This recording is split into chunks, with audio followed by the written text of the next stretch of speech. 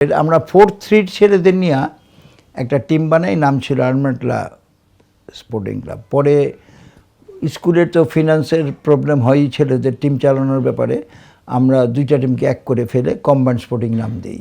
এই combined sporting Dhaka hockey লিগে খেলে। সেই কম্বাইন্ড স্পোর্টিংয়েই সাদেক, সাব্বির, সাবের,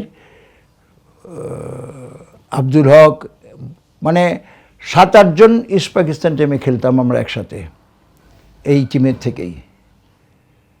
তো সেই টিমের মধ্যমণি ছিল পরে সাদেক, ও খেলতেও সেন্টার হাফ ছিল, টিমের মধ্যমণি। ও ভালো খেললে আমরা জিতবই, এই ছিল।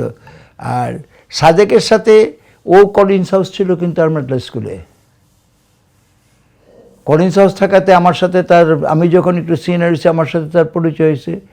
এখনও মনে পড়ে ওই যে পিছনে লেগিংস থাকে না, এইরকম একটা শার্ট অ্যান্ড হাফ প্যান্ট পরে সে এসে হকি খেলতো। আমার সেই চেহারাটা এখনও মনে আছে, চেহারাটা মনে নেই কিন্তু সেই ফিগারটা মনে আছে।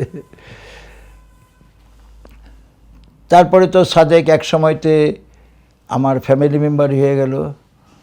আমার বউর সবচেয়ে প্রিয় দেওর আব্দুল সাদেক, আমার মার খুব আদরের ছেলে সাদেক, তো আমাদের পারিবারিক সদস্যই হয়ে গেছিল। তো সাদেকের খেলা, এক কথাই তো বললাম, সে আমাদের মধ্যমণি ছিল।